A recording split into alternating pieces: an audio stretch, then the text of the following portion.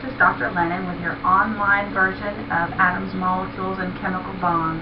We're just going to do a brief introduction to remember what you probably learned a long time ago about atoms, molecules, and chemical bonding.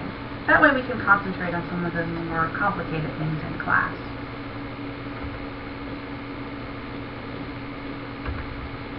Maybe not. There we go. So the first thing you need to remember is the structure of an atom. And we started talking about atoms a little bit last week in class. As most of you probably know, atoms are composed of more than 100 particles. So when you go into the physics classes or the chemistry classes, you may get into a little more depth than what we're going to be doing in Bio 101. We're going to focus on 3 of those particles: neutrons, protons, and electrons. The neutrons and protons are found in the nucleus of the atom. The electrons are in a cloud around the nucleus. It's the nature of these particles that keeps an atom together. Remember we talked about the idea that an atom is the simplest form of matter that still holds the characteristics of an element. We mentioned that last week in class. So when an atom is held together, neutrons, protons, and electrons, it has specific characteristics that make that atom different from other atoms. So an atom of iron is going to be different from an atom of helium. If you remember from probably long ago, neutrons have a neutral charge. They're not charged at all. Protons are positively charged, and electrons are negatively charged. So I want you to think about what keeps the electrons around the nucleus of an atom. I'll give you a second to think about that.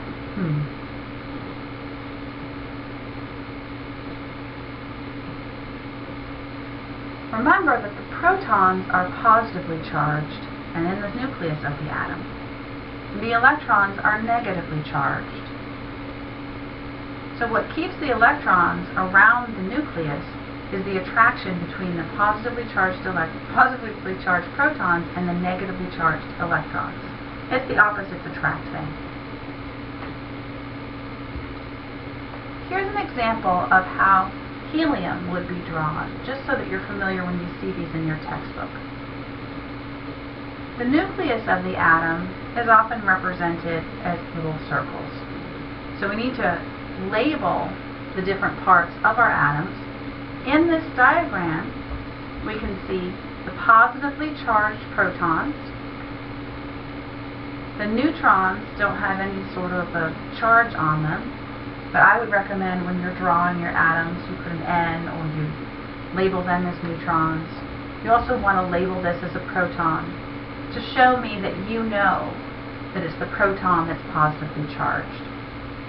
Then around the nucleus, we have our electrons. So our electrons can be represented as sort of a cloud buzzing around the nucleus.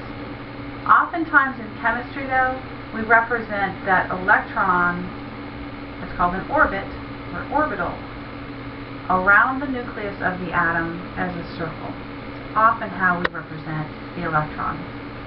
And the electrons travel in pairs, so you can see here a pair of electrons. So here are some basic facts about electrons. Picture a baseball stadium or a football stadium. It can be American football or it can be European football. Just picture a big stadium. If a helium atom were the size of a baseball stadium or football stadium, the nucleus would be the size of a pencil eraser in center field. And the 2 electrons would be like 2 gnats, tiny little flies buzzing around the stadium. So if you can picture that, those of us who are very visual, I can see this in my head. If you can't picture it, go ahead and make a drawing. Give yourself some idea of what we're talking about. There's a lot of empty space in an atom. And what keeps those electrons even in the atom is that they're attracted to the positively charged protons. Atoms are mostly empty space. The electrons tend to be far, far from the nucleus. when two atoms interact in a chemical reaction, it's the electrons that interact. The nuclei of the two atoms don't actually interact with each other. The electrons interact with each other. So we're going to do a little bit more review about atoms, a little bit more chemistry review. Here we have a piece of the periodic table of elements. Remember, atoms of different elements differ in their number of subatomic particles. Those subatomic particles that we're talking about are protons, electrons, and neutrons. Each element has a specific configuration of protons, electrons, and neutrons. Unless otherwise indicated, unless we tell you otherwise, an atom always has a neutral charge. So, what does that mean is the relationship between electrons and protons? Remember, our protons are positively charged, and our electrons are negatively charged. I'll let you think about that for a second. Let's look at boron. Boron's atomic number, up here at the top, is 5. What that means is that boron has 5 protons and 5 electrons. So 5 positive charges and 5 negative charges. They have the same number of positive as negative, and so it's a neutrally charged atom. They balance each other out. The atomic number, which is shown at the top of each square or rectangle on the periodic table, tells us the number of protons and the number of electrons. So if we look at neon over here on the right, neon has 10 protons and 10 electrons. If you look at the circles around the atom's nucleus, you'll see the electrons represented as these yellowish-orange circles. The innermost circle around the nucleus can hold a maximum of 2 electrons. The next circle can hold a maximum of 8 electrons. So the 2 electrons in the inner circle plus the 8 electrons in the outer circle make 10 electrons. So 10 electrons and 10 protons. And that's as many as we can get in this outer circle. What this means is that outer circle is full. We'll come back to that in a moment. Another thing we need to talk about is atomic mass. The atomic mass is shown at the bottom. So the atomic mass for carbon is about almost exactly 12. The atomic mass is going to tell you the number of protons plus the number of neutrons. So if you subtract the atomic number from the atomic mass, so 12 minus 6, you get 6. That means that there are 6 neutrons. If you look at oxygen, the atomic mass of oxygen is 16. So the number of neutrons is 8. That one's easy. That carbon was easy. Oxygen was easy. Let's look at fluorine. The atomic mass of fluorine is 19. How many neutrons does fluorine have?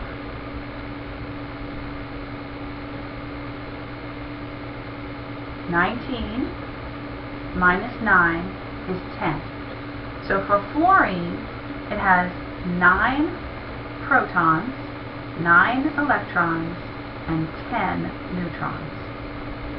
That's what we do with our atomic mass and our atomic number. The chemical behavior of an atom is determined by the distribution of electrons. The main focus of this is that outermost shell. So we looked at that for neon. Neon's outermost shell is full.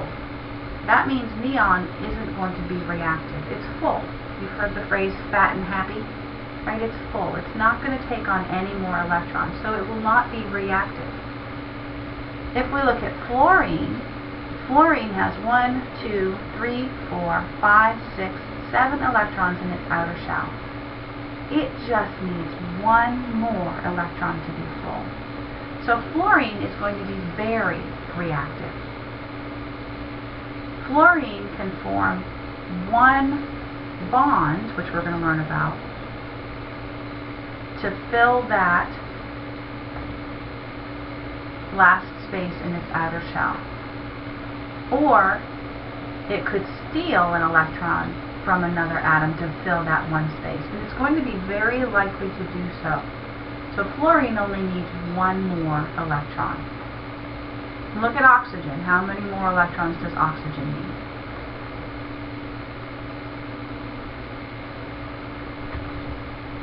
A little bit more about atoms.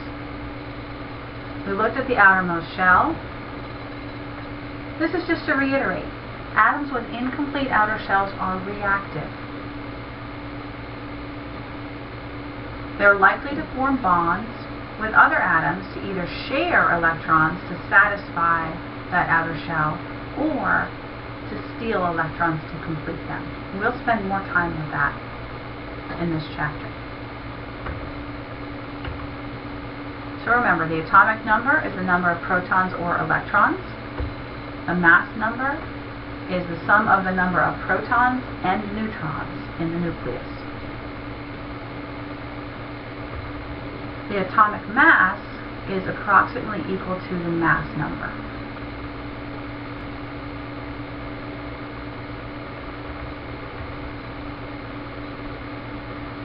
Although all atoms of an element have the same atomic number, some differ in mass number. These are called isotopes. An isotope of an element has the same number of protons as what we'll call the normal version of the element, but a different number of neutrons. So an isotope has a different number of neutrons. Different isotopes of an element behave identically in chemical reactions.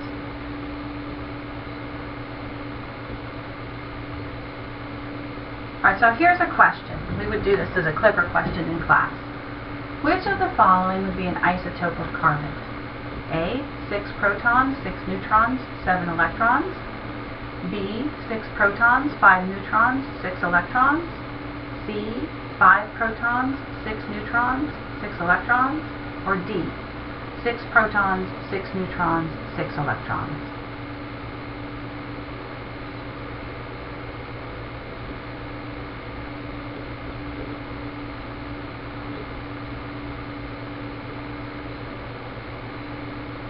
Remember, the only thing different in an isotope is the number of neutrons.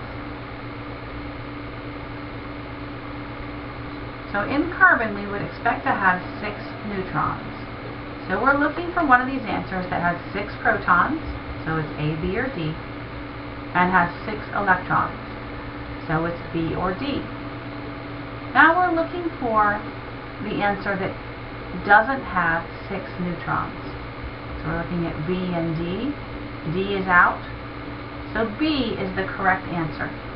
So we have the same number of protons and electrons as in the common form of the element, but a different number of neutrons.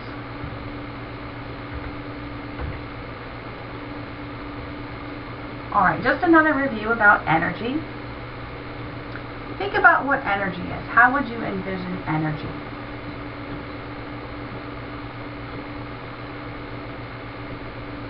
In general, we think about energy as the ability to make something happen.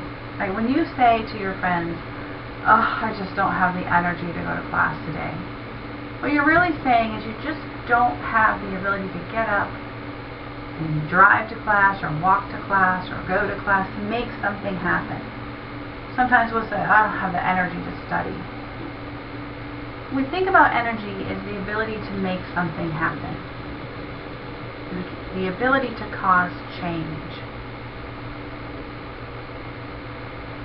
Potential energy can also be thought of as stored energy. Just like each one of you has the potential to get an A in Bio 101, if you don't do something about it, you won't actually get that A. So having the potential to do something isn't actually doing it. So potential energy is stored energy. Kinetic energy is the energy of movement. So let's say you have the potential to get an A in Bio 101, and you take that potential and you study and you read and you ask questions and you think about things and you talk with your friends and family about Bio 101. That's the doing part. That's the kinetic part. So potential energy is stored energy, the ability to do something. Kinetic energy is actually doing something. It's the energy of movement. Electrons themselves vary in the amount of energy they possess. This depends on how far away they are from the nucleus of an atom. The farther away the electron is from the nucleus, the more energy it has. The closer it is, the less energy it has. This is going to become very important when we talk about photosynthesis. In photosynthesis, the energy from a photon causes an electron to jump up in energy. Energy is added to the electron and the electron moves further away from the nucleus.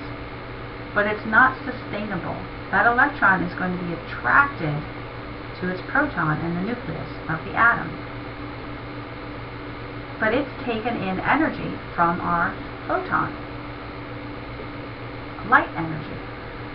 So in order to go back closer to the nucleus of the atom, that electron has to give up energy. So we'll talk about that when we get to photosynthesis, but this is why we have to start thinking about it now.